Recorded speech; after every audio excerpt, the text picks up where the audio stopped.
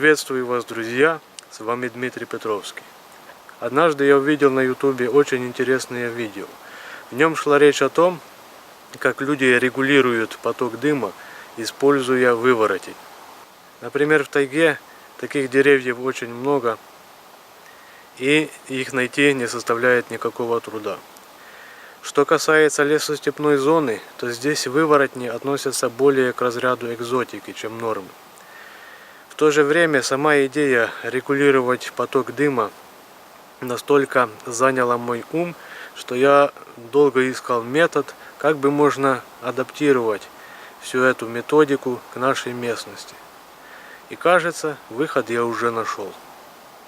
Итак, господа, нам нужен овраг. Глубина этого оврага в том месте, где я сижу, это приблизительно 2,5 метра.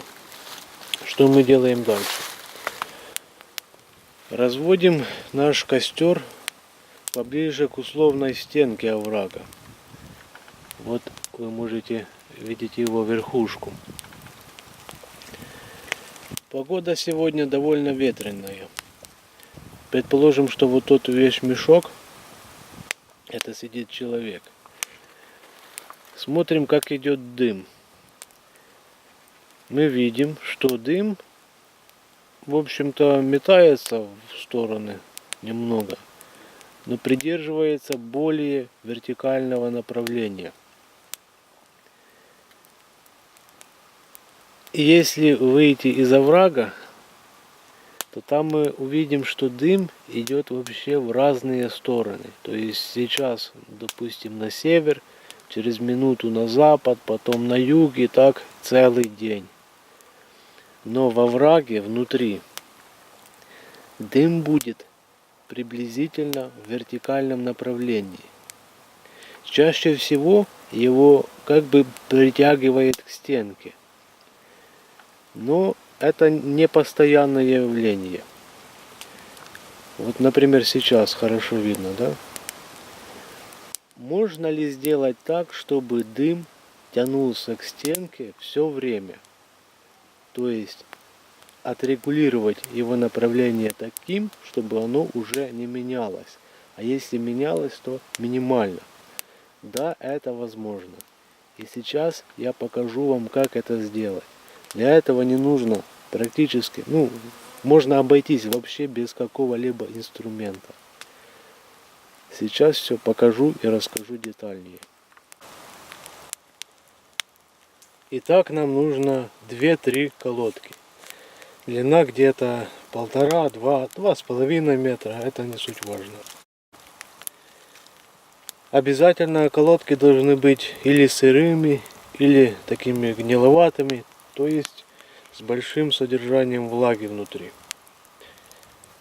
Как мы их вставляем? Вставляем одним концом в наш костер, а второй конец направляем в сторону вершины склона, холма.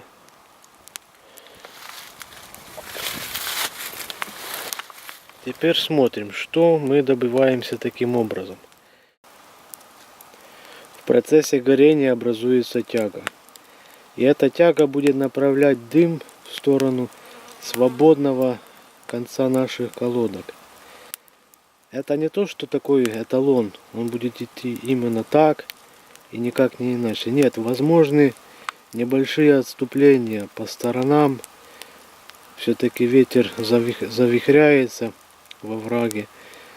Не можно сказать, что правило будет действовать железобетонно. Но на 90% дым будет уклоняться от вертикальной линии в сторону склона. Сейчас я подойду ближе и продемонстрирую это. Обратите внимание, как я стою. Мои носки уже фактически касаются края костровища. Но в лицо мне абсолютно не идет дым. То есть я не чувствую в таком положении ни малейшего дискомфорта. Весь дым идет ближе к склону оврага. И так я могу стоять хоть 5 минут, хоть 10, хоть 15, пока мне не станет очень жарко. А от дыма убегать я не буду. Это все благодаря тому, что мы выставили вот эти колодки.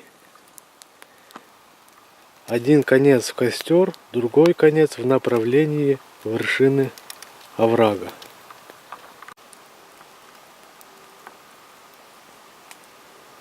Еще раз подчеркиваю, дым идет уже не вертикально, а с уклоном.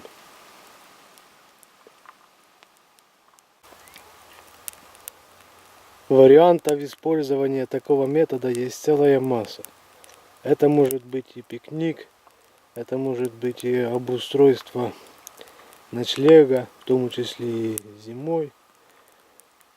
То есть главное понять, что огнем и дымом можно управлять, регулировать этот весь процесс. Вот, и приспосабливать эти реалии под свои нужды.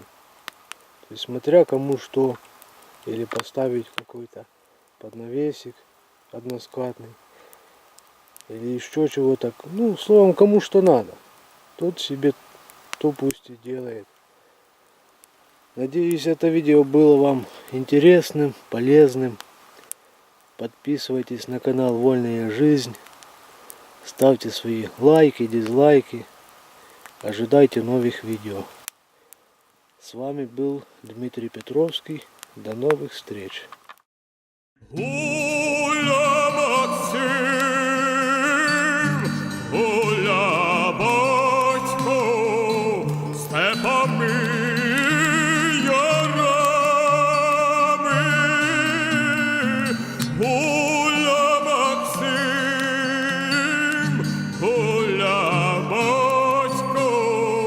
Степами